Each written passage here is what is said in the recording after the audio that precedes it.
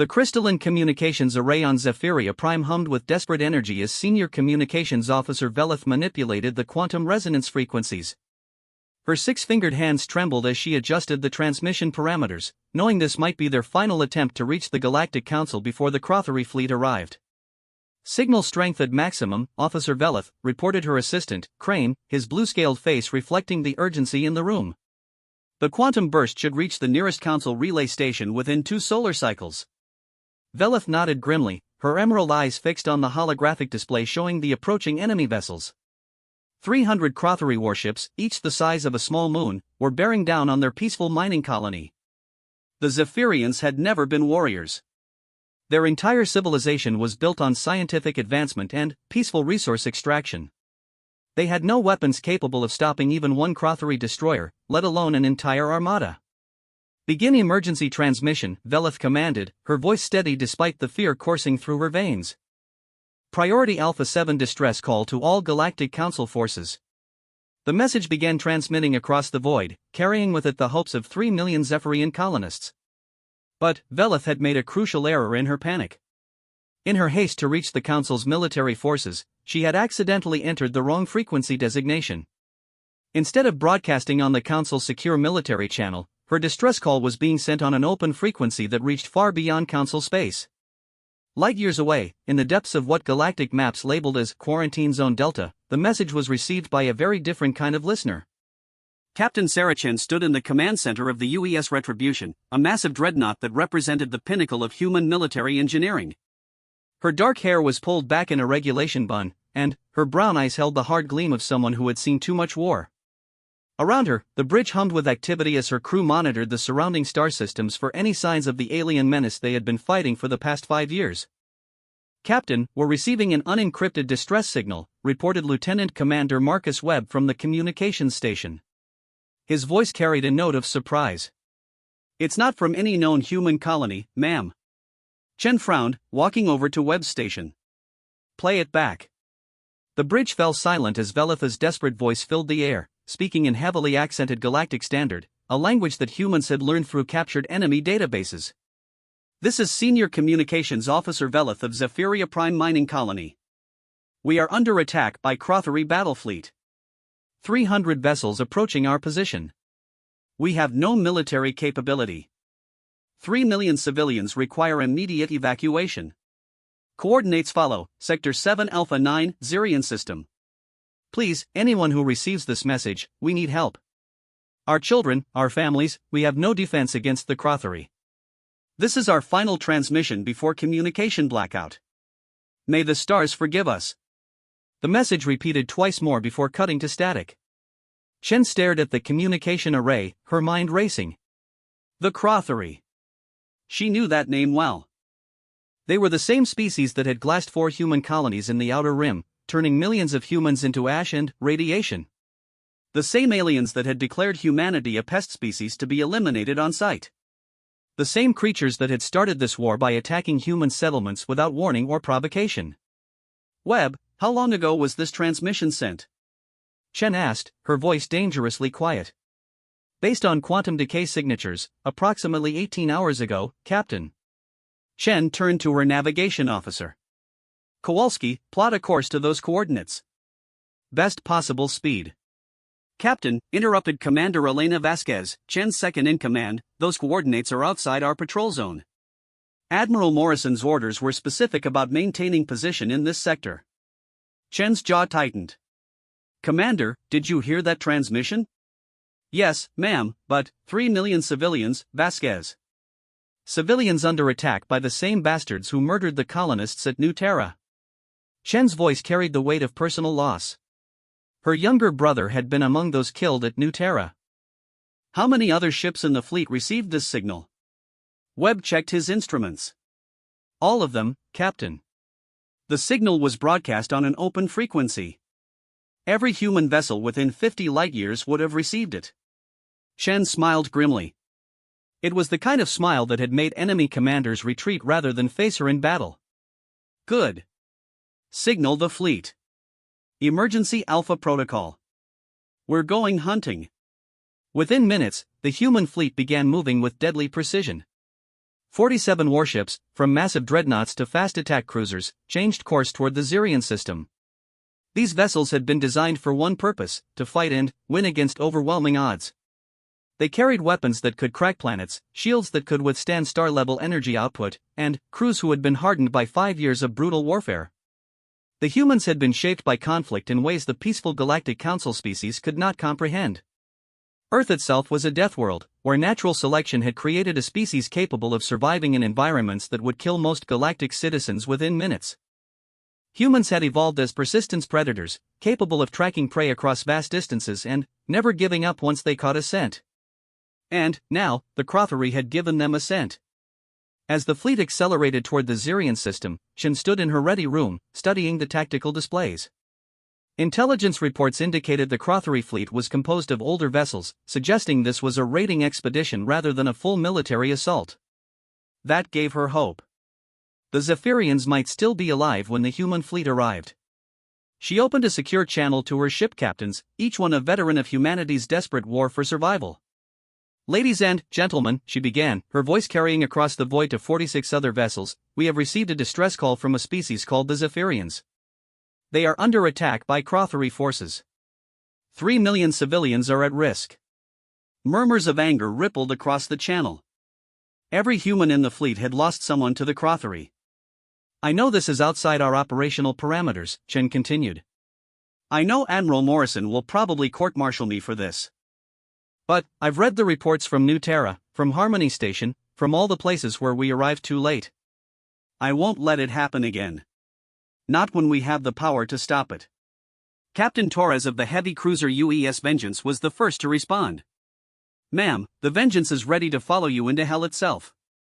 One by one, the other captains added their voices to the growing chorus of agreement. These were people who had seen their species nearly driven to extinction. They understood what it meant to receive no answer to a desperate cry for help. "Good," Chen said finally. "But understand this, we're not just representing humanity out here. We're representing the idea that when someone calls for help, someone answers. When the innocent are threatened, someone stands up. The galaxy is about to learn that humans don't abandon people to die alone in the dark." The human fleet continued its acceleration towards Zephyria Prime, their engines burning bright against the cosmic void. Behind them, automated beacons began transmitting a simple message back toward human space: "Distress call received. Fleet responding. Will advise outcome." In his flag bridge aboard the massive carrier UES Indomitable, Admiral Morrison received the transmission with a mixture of fury and pride. Chen was disobeying direct orders, but she was doing it for the right reasons. He made a decision that would change the course of galactic history. "Signal all reserve fleets," Morrison commanded. "Emergency deployment to Sector 7 Alpha 9. And send a message to Earth Command. Tell them we're about to introduce ourselves to the galaxy." Meanwhile, on Zephyria Prime, the first Crothery vessels had entered the system. The aliens were methodical in their approach to genocide. First, they destroyed orbital installations. Then, they eliminated any vessels attempting to flee. Finally, they would begin the systematic sterilization of the planet's surface. Velith watched helplessly as the enemy fleet took positions around her world. Her distress call had been sent nearly a full day ago. No response had come from the Galactic Council, and none was likely to arrive in time. The Council's nearest military force was at least 4 days away, and their response protocols required committee approval before any action could be taken. "Officer Velith," Crane said quietly, "should we begin civilian evacuation to the underground shelters?" Velith nodded sadly. The shelters might protect some of the population from initial bombardment, but once the Crothery began their surface assault, nowhere would be safe. She had failed her people, failed her world. As she began giving evacuation orders, her communication array suddenly exploded with incoming signals. Not Crothery transmissions, but something else entirely. Unknown ship configurations, unknown signal patterns, but broadcasting in clear galactic standard. "Unknown vessels, this is Captain Sarah Chen of the United Earthship Retribution. We have received your distress signal. Human fleet is approaching your position. Estimated arrival in 12 hours. Hold your position. Help is coming." Velith stared at the transmission display in shock. "Humans?" She had heard whispers of this species in intercepted council communications. A quarantine species from a death world, supposedly so violent and unpredictable that the council had forbidden contact with them. They were myths, stories told to frighten children. But the sensor readings didn't lie. 47 unknown vessels were approaching the Zirian system at speeds that shouldn't have been possible. And they were coming in response to her desperate call for help. For the first time in days, Velith allowed herself to hope. The Crothery fleet had detected the approaching human vessels as well. Admiral Gorth, commander of the Crothery expedition, studied the sensor readings with growing unease. These ships were completely unknown to him. Their energy signatures were unlike anything in the Crothery database, and their acceleration rates exceeded theoretical maximums for most known propulsion systems. Gorth activated his command channel to the other Crothery captains. Unknown vessels approaching. Configuration suggests military purpose. Recommend defensive formation. His tactical officer, a scarred veteran of a dozen conquest campaigns, looked up from his instruments with confusion. Admiral, the approaching vessels are broadcasting identification. They claim to be humans. Gorth's four eyes widened slightly. Humans were legends among the Crothery, stories of a species so savage and warlike that even the mighty Crothery Empire had avoided their territory. But these were surely just stories, weren't they? Continue with the operation, Gorth commanded, suppressing his unease. No species would dare interfere with a Crothery military action. Begin bombardment of the planet. As the first Crothery energy blasts began falling towards Zephyria Prime's surface, an automated human probe entered the system and began broadcasting a message that would echo across the galaxy for generations to come. This is Admiral Morrison of the United Earth Fleet. Any vessel engaging in hostile action against civilian targets in this system will be considered an enemy combatant. You have one opportunity to withdraw. This is your only warning. The probe's transmission was followed by detailed sensor scans of the entire Crothery fleet, scans so precise and comprehensive that they revealed weaknesses in armor plating and shield configurations that even the Crothery themselves didn't know existed. Admiral Gorth stared at the data with growing horror. No species possessed scanning technology this advanced. No species could analyze Crothery ship configurations so thoroughly in mere seconds. But his pride demanded action. The Crothery had never retreated from inferior species, and they wouldn't start now. All vessels, prepare for combat, Gorth transmitted. Destroy the approaching fleet. 300 Crothery warships turned their weapons toward the edge of the system, where 47 human vessels were rapidly approaching. It should have been a massacre in favor of the larger fleet. Instead, it became the day the galaxy learned why Earth was classified as a death world, and why its inhabitants had been quarantined not for the protection of the galaxy from them, but for the protection of them from the galaxy's harsh realities. The human fleet was still 6 hours away, but Admiral Gorth was about to discover that humans had been fighting wars for thousands of years before they ever left their home planet. They understood concepts like intimidation, psychological warfare, and the careful application of overwhelming force in ways that peaceful galactic species could not comprehend. The real battle was about to begin. The first indication that Admiral Gorth had made a terrible mistake came when his fleet's most advanced sensors began malfunctioning. Not destroyed or damaged, but actively scrambled by something his technical staff couldn't identify or counter. Within minutes, 300 Crothery vessels found themselves functionally blind, forced to rely on basic optical tracking while their enemy remained invisible in the void. Captain Chen watched the Crothery formation from the bridge of the Retribution with grim satisfaction. The electromagnetic warfare suite humanity had developed during their war for survival was beyond anything the peaceful galaxy had ever encountered. While council species settled disputes through diplomacy and economic pressure, humans had learned to fight dirty, to use every advantage technology and tactics could provide. Status report, tactical, Chen commanded, her eyes never leaving the holographic display showing the enemy fleet. Lieutenant Sarah Kim, the ship's tactical officer, consulted her instruments with professional calm. EW suite is functioning perfectly, Captain. Enemy sensors are completely compromised. Their communication systems are experiencing 93% signal degradation. They're essentially deaf and blind. Chen nodded approvingly. And our stealth systems? All 47 vessels running silent. We're invisible unless they get visual contact, and, at these distances, that's impossible with optical sensors alone. The human stealth technology was another product of desperate innovation. When facing extinction at the hands of a superior enemy, humanity had learned to hide, to strike from unexpected angles, and to turn the vast emptiness of space into an ally rather than an obstacle. Time to engagement? Chen asked. 4 hours, 37 minutes at current velocity, replied Navigation Officer Kowalski. Shen opened a channel to her fleet commanders. All vessels, this is Retribution Actual. Commence Ghost Protocol. We're going to teach these bastards what it means to threaten civilians. Across the human fleet, ships began implementing tactics that had been refined through years of asymmetric warfare. Vessels spread out into hunting formations, each one taking a different approach vector to the Crothery position. Electronic warfare systems reached maximum output, creating a bubble of confusion and misdirection around the enemy fleet that would have impressed Earth's greatest military strategists. On Zephyria Prime, Senior Communications Officer Veleth watched in amazement as the Crothery bombardment suddenly became erratic and unfocused.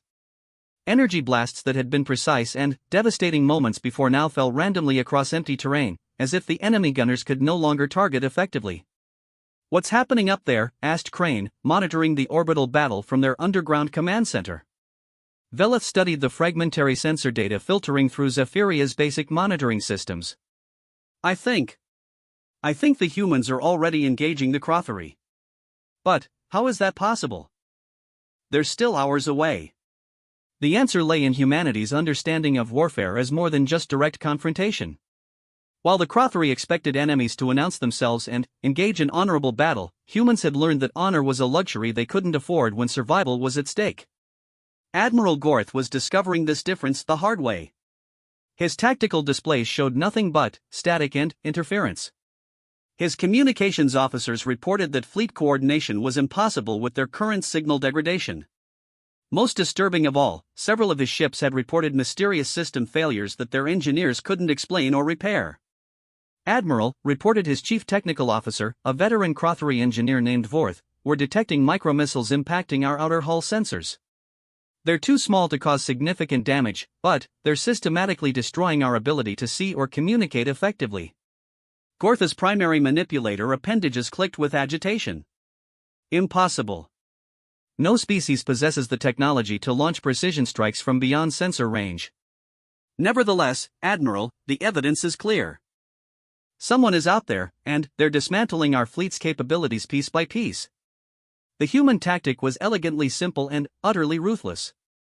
Long-range precision missiles, each no larger than a human fist, were systematically destroying every external sensor, communication relay, and targeting system on the Crothery vessels. The Crothery armor could easily withstand such tiny impacts, but their sensitive electronics could not. Captain Torres of the UES Vengeance smiled as his weapons officer reported another successful strike. 37 targets neutralized, Captain. Enemy vessel KDF 7743 is now completely blind. Excellent work, Rodriguez. Select the next target and continue the bombardment. The beauty of the human strategy was that the Crothery couldn't fight what they couldn't see. Their massive energy weapons were useless against enemies they couldn't target, while human kinetic missiles were too small and fast for the Crothery's anti-ship defenses to intercept effectively. But the humans weren't just content to blind their enemies. They were also students of psychological warfare. Every few minutes, human vessels would briefly reveal themselves to Crothery optical sensors, appearing at impossible distances or angles before vanishing again. Sometimes a Crothery ship would detect what appeared to be a massive energy buildup from an empty section of space, only to have it disappear when they attempted to investigate. Other times, Crothery crews would report seeing human vessels in multiple locations simultaneously, an impossibility that added to the growing sense of panic aboard the enemy fleet. Admiral Gorth found himself facing an enemy unlike any the Crothery had encountered in 300 years of conquest. These humans fought like ghosts, appearing and disappearing at will, striking with precision from impossible distances, and demonstrating technologies that defied everything the Crothery thought they knew about warfare. All vessels, Gorth transmitted on the few communication channels still functioning, maintain defensive formation. Do not break ranks. The enemy is attempting to divide our fleet. But maintaining formation was easier said than done when individual ships couldn't see each other or coordinate their movements. Within an hour of the human assault beginning, the Crothery fleet had devolved from a precise military formation into a confused mass of vessels firing wildly at shadows and sensor ghosts. The psychological pressure was exactly what Captain Chen had intended. Mr. Webb, open a channel to the Crothery flagship. Channel open, Captain. Chen's voice carried across space with the cold authority of someone who held absolute power over life and death. Crothery vessel, this is Captain Chen of the human fleet.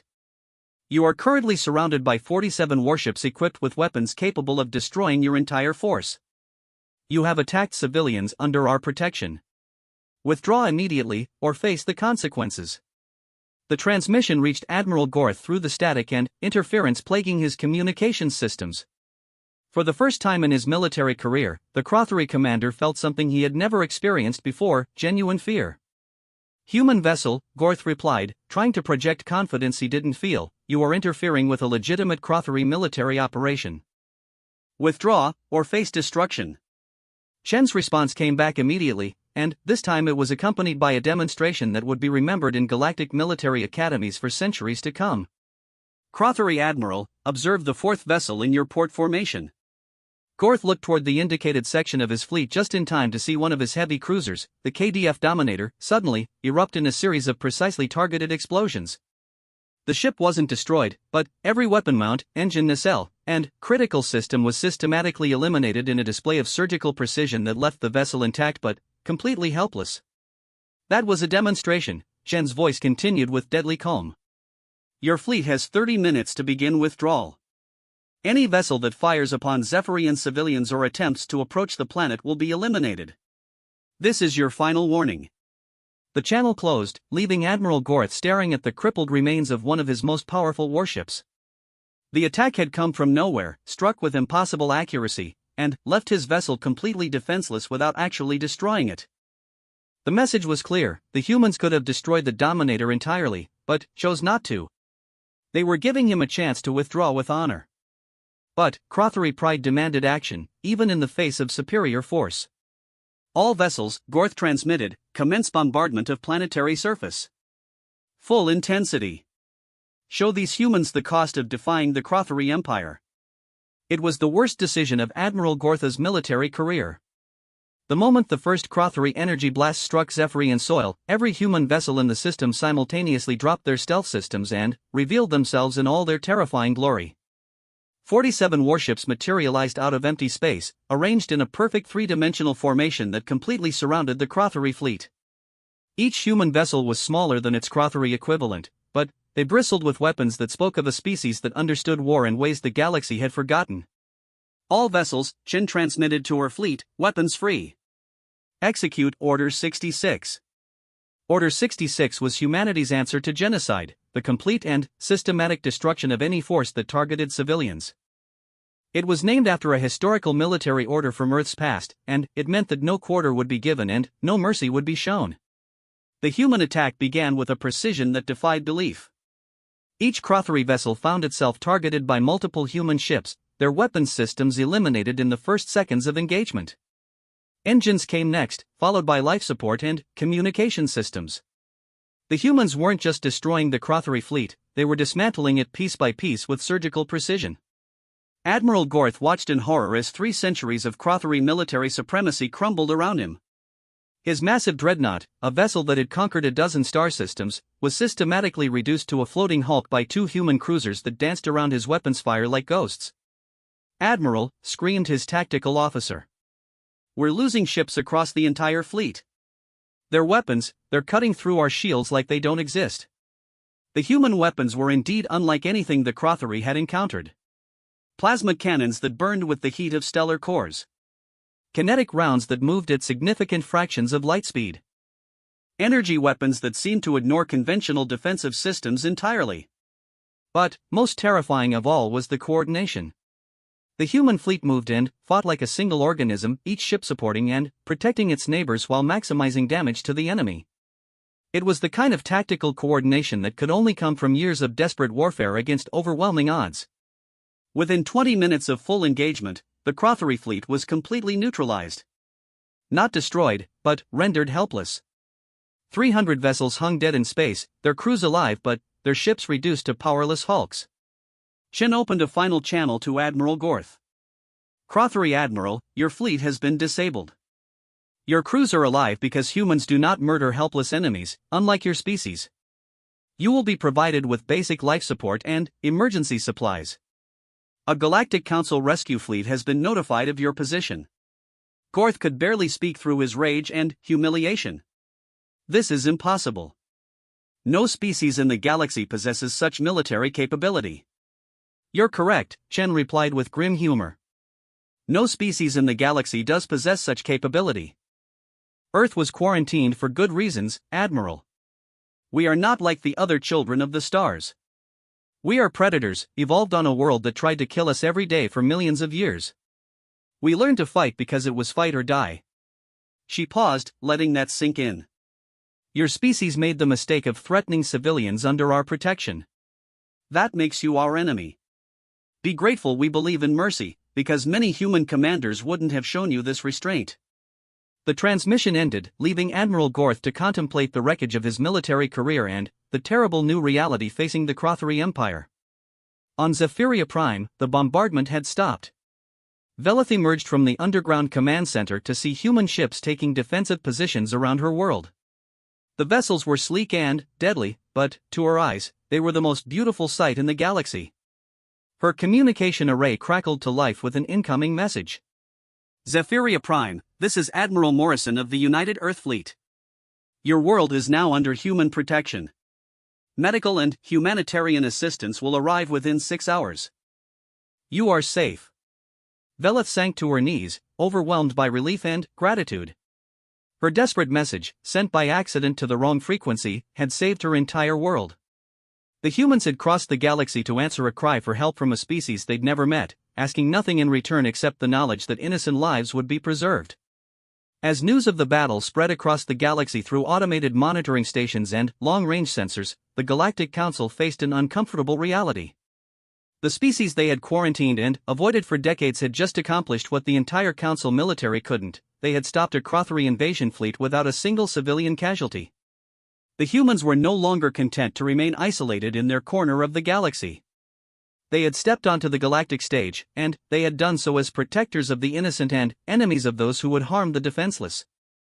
The galaxy would never be the same again. The emergency session of the Galactic Council convened in unprecedented chaos.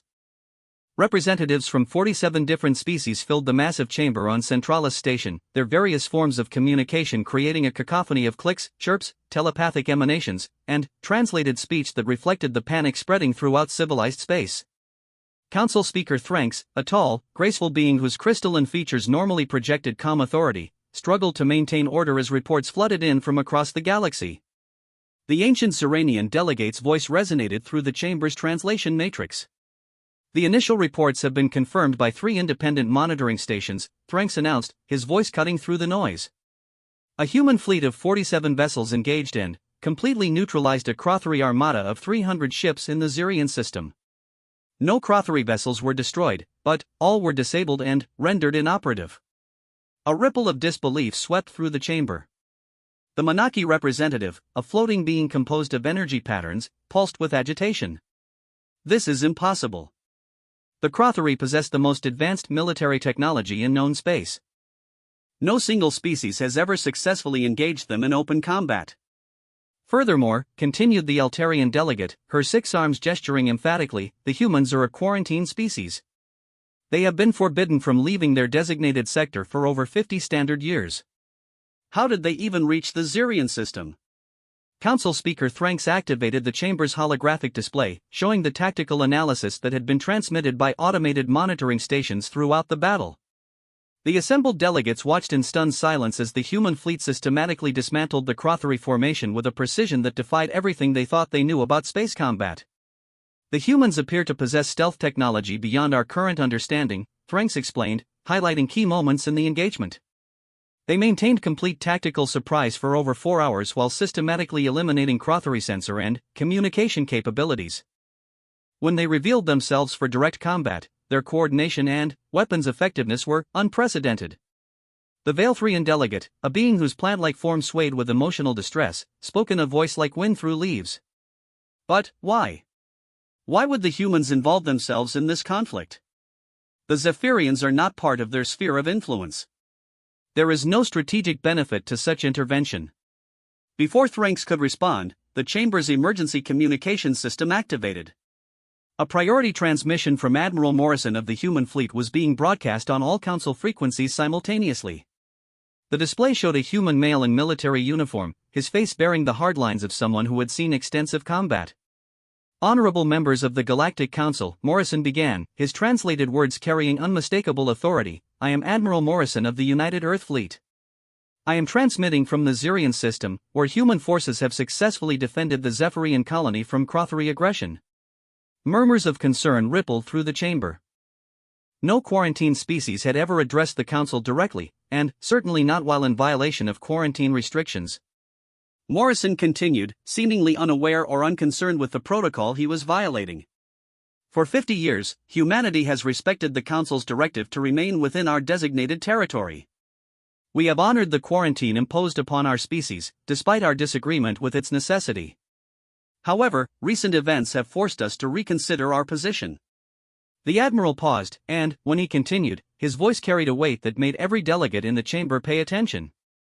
"Yesterday, we intercepted a distress call from the Zephyrian colony. 3 million civilians were under attack by Crothery forces intent on genocide. The nearest Council military force was 4 days away, and, based on historical precedent, would have required additional time for committee approval before responding. Those civilians would have been dead long before any authorized assistance could arrive." Speaker Thranks attempted to interrupt, but Morrison's transmission continued without pause. "Humanity has a saying, evil triumphs when good beings do nothing. We will not stand by while innocent civilians are murdered, regardless of what species they belong to or which sector of space they inhabit. Effective immediately, humanity is declaring the Terran Accord for the protection of civilian populations. Any species or entity that targets non-combatants will find themselves facing the full military might of the Human Defense Force." The chamber erupted in chaos as delegates began shouting in dozens of languages simultaneously. Some voices called for immediate military action against the humans, while others demanded to know how humanity had developed such advanced military capabilities without Council knowledge. Morrison raised his voice above the din. "I understand this announcement may cause concern among Council members. Let me be clear, humanity has no territorial ambitions beyond our current borders. We seek no conquest, no expansion of influence, and no subjugation of other species. However, we will not permit genocide to occur when we have the power to prevent it." The human admiral gestured off camera, and the display changed to show the disabled Crothery fleet hanging powerless in space around Zephyria Prime. The Crothery forces currently in the Zirian system have been provided with life support, emergency supplies, and medical assistance as needed. They are being held under protective custody until Council authorities can arrive to take formal possession of their vessels. No Crothery personnel have been harmed beyond what was necessary to disable their capability to threaten civilians. Morrison's expression hardened as he continued. "However, let it be known that humanity's patience with species that target innocents has reached its limit. The Crothery Empire has been responsible for the genocide of 17 different civilizations over the past 2 centuries. This ends now." The transmission switched to tactical displays showing human fleet movements across a dozen different star systems. Council delegates watched in growing alarm as they realized the scope of human military deployment. Human task forces are currently moving toward systems where Crothery cleansing operations are known to be planned or in progress. "We will offer these forces one opportunity to withdraw peacefully. If they refuse, they will be stopped by whatever means necessary." Speaker Thranks finally managed to override the transmission's priority status. "Admiral Morrison, you are in violation of quarantine protocols and Council law. Humanity must withdraw to designated territory immediately or face sanctions." Morrison's laugh was without humor. "Speaker Thranks, with all due respect, humanity learned long ago that laws are only meaningful when they protect the innocent. Your Council's laws have consistently failed to prevent atrocities against civilian populations. Our laws will not." The transmission ended, leaving the Council chamber in stunned silence. For the first time in galactic history, a quarantine species had not only violated their restrictions but had done so while demonstrating military capabilities that surpassed anything the Council possessed. The Monarchy delegates' energy patterns flickered with agitation. "This is an act of war against the established galactic order. The humans must be stopped immediately. But, the Corvallian representative, a wise being whose species had survived 3 different galactic wars, spoke with the voice of experience. Stopped by whom? Did you not observe the tactical analysis? 47 human vessels defeated 300 Crothery ships without suffering a single casualty. The combined Council fleet would be hard-pressed to achieve such a result. Meanwhile, in the Zirian system, Captain Chen was receiving reports from human fleets across the galaxy. The response to Morrison's declaration had been immediate and overwhelming. Human vessels were emerging from hiding places throughout the galactic rim, revealing a military presence that had been carefully concealed for decades. Captain, reported Communications Officer Webb, were receiving confirmation signals from Task Forces Alpha through Gamma. All human fleets are in position and reporting ready for operations. Chen nodded grimly. And the Crothery response? Mixed, ma'am. Approximately 60% of Crothery forces in systems with human presence have begun withdrawal. The remainder appear to be taking defensive positions. Their choice, Chen replied. Signal all task force commanders, Operation Sanctuary is now active. Any Crothery vessel that fires upon civilian targets or refuses withdrawal orders is to be disabled and impounded. Use minimal force, but ensure civilian protection remains the priority.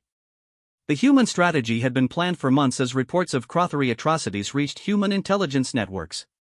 While the Council debated and delayed, humanity had quietly positioned fleets throughout the galaxy's outer regions, waiting for the right moment to act. That moment had come with Zephyria Prime's desperate transmission. On the planet below, Senior Communications Officer Velith was experiencing the most surreal day of her life.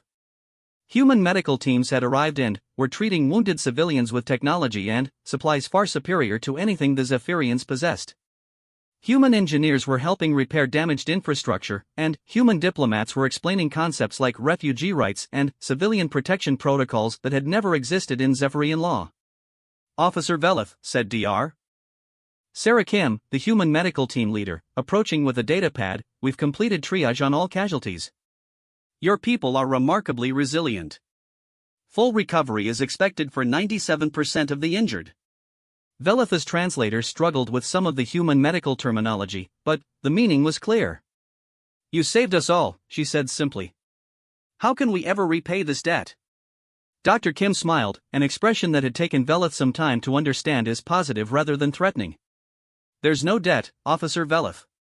Protecting innocent life isn't something that requires payment. It's just the right thing to do. The concept was so foreign to galactic politics that Velith found it difficult to comprehend. In her experience, no species ever acted without expecting something in return. Resources, territory, trade advantages, political concessions, there was always a price. But surely you must want something, Velith insisted. Mining rights, perhaps? Zephyria Prime has substantial mineral wealth. We want your people to be safe and free, Dr. Kim replied. That's all. Though if you'd like to establish formal diplomatic relations with humanity once this crisis is resolved, we'd welcome the opportunity to learn more about Zephyrian culture and science. As Velith struggled to process this unprecedented generosity, alerts began sounding from the orbital monitoring stations. The damaged Crothery fleet was being approached by new vessels, not human ships, but Crothery reinforcements responding to Admiral Gortha's distress signals. Captain Chen received the alert on her bridge moments later. Tactical report. Lieutenant Kim consulted her displays with professional calm. Crothery reinforcement fleet approaching from the galactic core direction. Estimated strength, 120 vessels, including several capital ships not present in the original attacking force. Time to intercept? 6 hours at current velocity. Chen opened a channel to Admiral Morrison aboard his flagship. Admiral, we have incoming Crothery reinforcements. Recommend we withdraw the disabled enemy fleet to prevent rescue attempts. Morrison's voice carried grim humor. Negative, Captain. We're not moving those ships anywhere. The Crothery want their people back? They can come and try to take them. But they'll do it under our rules, not theirs. Chen smiled. It was the kind of tactical thinking that had kept humanity alive during their darkest days. Understood, sir. Shall we prepare for round 2? Indeed. Signal all ships, prepare to demonstrate why humanity earned the title Deathworlders. These Crothari are about to learn that threatening our protected civilians was the worst mistake their species has ever made. As the human fleet prepared for their second engagement of the day, automated transmissions were already spreading the story across the galaxy. A quarantined species had emerged from isolation not as conquerors, but as protectors. They had demonstrated military capabilities that surpassed galactic norms while showing mercy to defeated enemies and compassion to rescued civilians. The Galactic Council was about to discover that their careful balance of power had been shattered by a species that fought not for territory or resources, but for principles that most galactic civilizations had forgotten centuries ago. The humans were teaching the galaxy a lesson it had never expected to learn, that sometimes the greatest strength came not from the desire to dominate, but from the determination to protect those who could not protect themselves. And the lesson was just beginning. The Crothari reinforcement fleet dropped out of hyperspace with the confidence of a species that had never known true defeat. Admiral Kazenth, Supreme Commander of the Crothari Third Fleet, studied the tactical displays showing the aftermath of what should have been a simple colonial extermination. His primary eyes focused on the impossible sight before him, 300 vessels of the Empire's Second Expeditionary Force hanging powerless in space, their crews alive but their ships completely disabled. Surrounding them in protective formations were the human vessels responsible for this unprecedented humiliation. Communications, Kazenth commanded in the guttural tones of the Crothari military, open a channel to the lead human vessel. I would speak with whoever commands this rabble. The channel opened to reveal Admiral Morrison on the bridge of his flagship. The human's steady gaze and calm demeanor contrasted sharply with Kazenth's barely contained rage. I am Admiral Kazenth of the Crothari Empire, the alien commander began, his words translated through captured human linguistic databases. You are holding Imperial vessels and personnel without authorization. Release them immediately, or face the consequences. Morrison's expression didn't change. Admiral Kazenth, I am Admiral Morrison of the United Earth Fleet. Your forces were engaged in genocide against civilian populations. They have been detained pending transfer to Galactic Council authorities for war crimes prosecution. You are welcome to accompany them to stand trial. Kazenth's four eyes blazed with fury. The Crothari Empire recognizes no authority above its own. Our vessels will be returned, or your pathetic fleet will join them in destruction. Admiral, Morrison replied with the patience of someone explaining simple concepts to a child, your Second Expeditionary Force represented the largest Crothari military deployment in this sector. 120 vessels under your command will not succeed where 300 failed. I strongly recommend you withdraw while withdrawal remains an option. The human admiral gestured to something off-camera, and the tactical display changed to show sensor readings from across the Zirian system. Kazenth's confidence began to waver as he realized the scope of human military presence. Admiral Kazenth, Morrison continued, you are currently surrounded by 237 human warships from 6 different task forces. Your reinforcement fleet is outnumbered nearly 2-to-1 by vessels that have already proven superior to Crothari technology and tactics. This is your final opportunity to avoid unnecessary bloodshed. Kazenth stared at the sensor readings in growing disbelief. Where had these humans come from?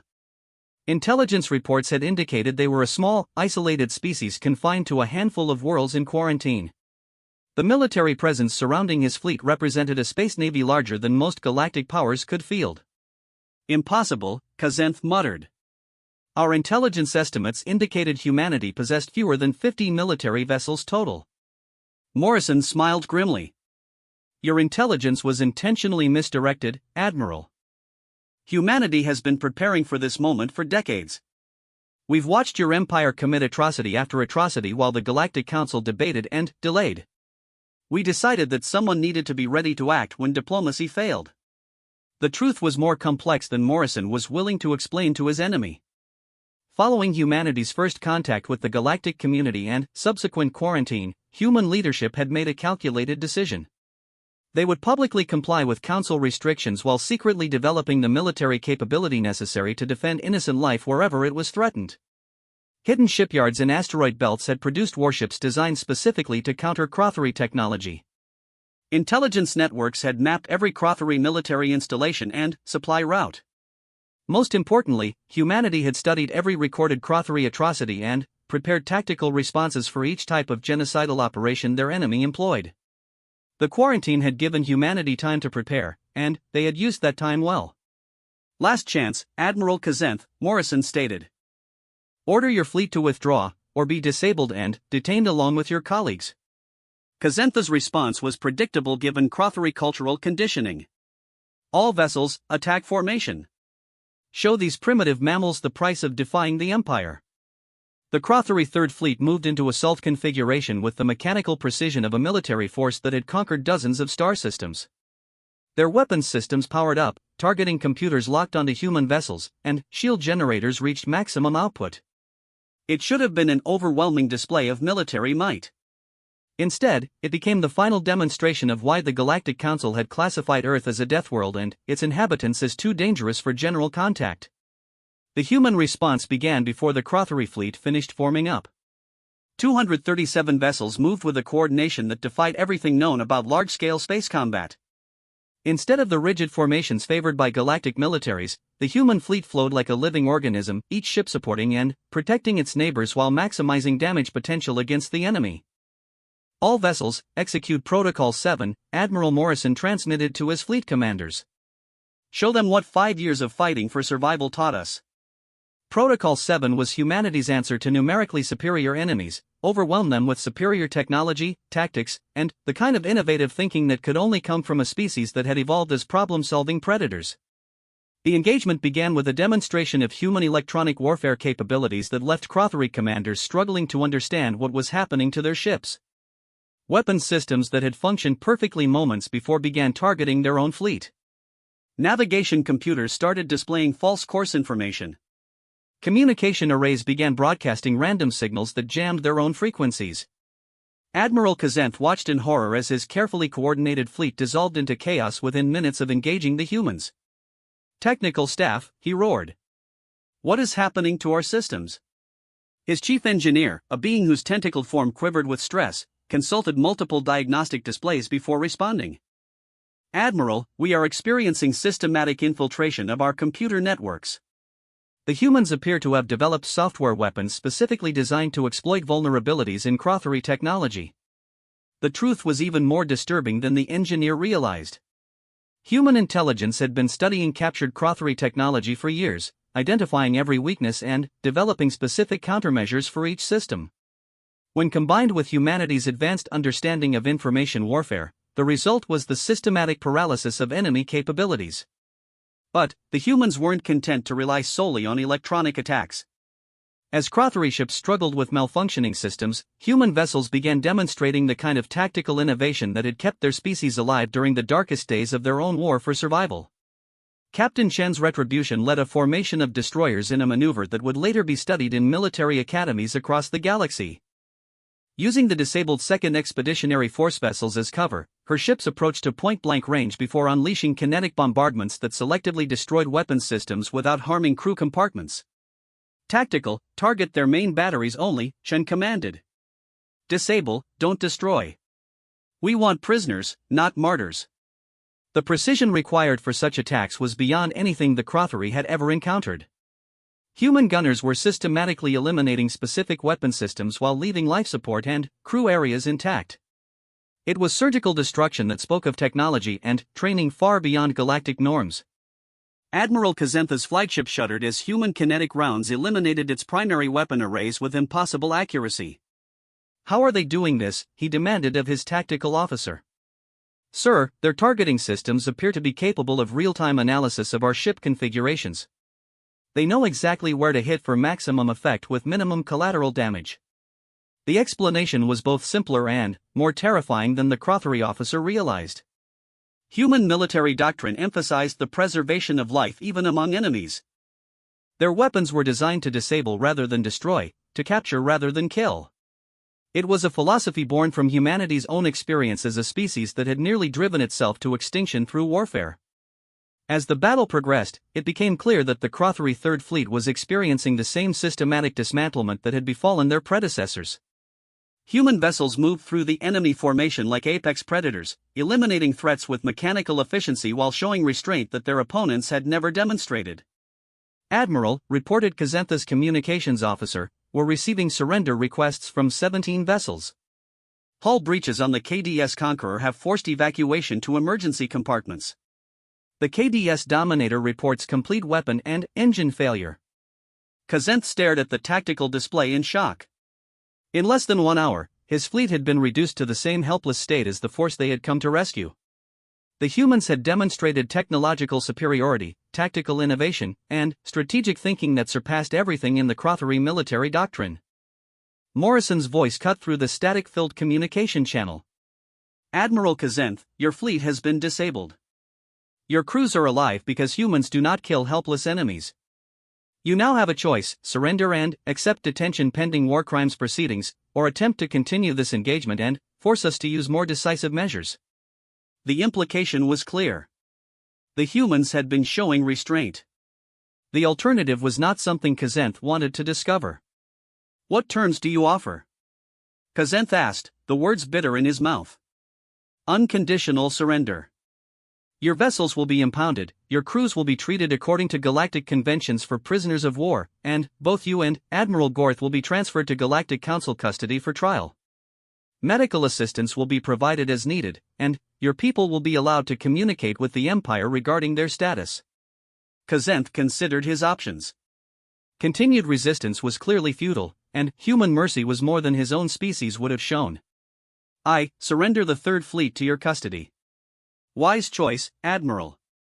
Stand by to receive boarding parties for formal surrender ceremonies. As human Marines began the process of formally accepting Crothery's surrender, Admiral Morrison opened a fleet-wide channel to address the aftermath of humanity's first major military action since emerging from quarantine. All ships, this is Admiral Morrison. Today, humanity has demonstrated to the galaxy that our quarantine ends now. We will no longer stand aside while innocent beings suffer and die at the hands of those who mistake cruelty for strength. He paused, looking around at the bridge crew that had helped him coordinate the largest space battle in human history.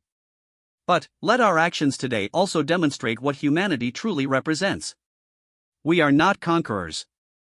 We are protectors. We do not seek to rule over other species, but to ensure that no species rules over others through fear and violence. Today, we saved 3 million Zephyrian civilians. Tomorrow, we may save 3 million others. Morrison's words were being broadcast not just to the human fleet, but across all galactic communication networks. The message was reaching every member world of the Galactic Council, every independent system, and every species that monitored interstellar communications. On Centralis Station, the emergency council session was struggling to process the implications of humanity's overwhelming victory.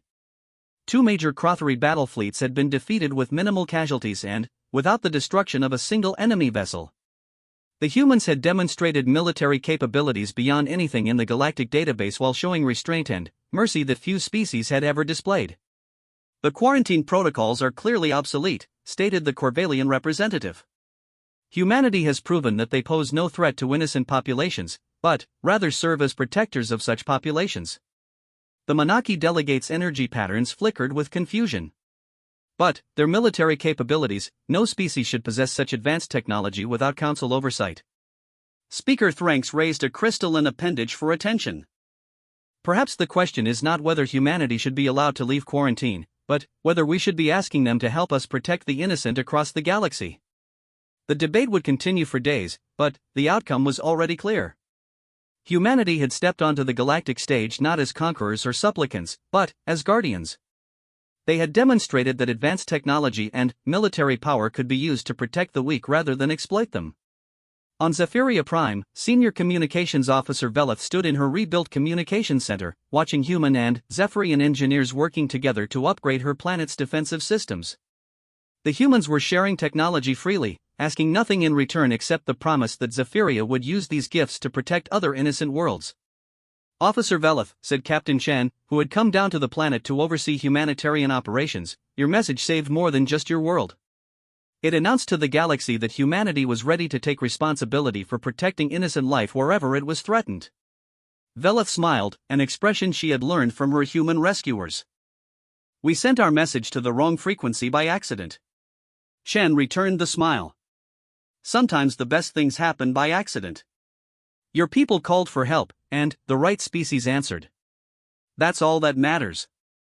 As the human fleet began the process of escorting their Crothery prisoners to Council authorities, automated transmissions carried news of the victory to human colonies throughout quarantine space. The message was simple but profound: humanity was no longer alone in the galaxy, and they would ensure that no innocent species would be alone either. The galaxy had wanted to contain humanity to protect itself from their warlike nature. Instead, it had created the most powerful force for peace and protection the galaxy had ever seen. The Deathworlders had become the galaxy's guardians, and the stars would never be the same again.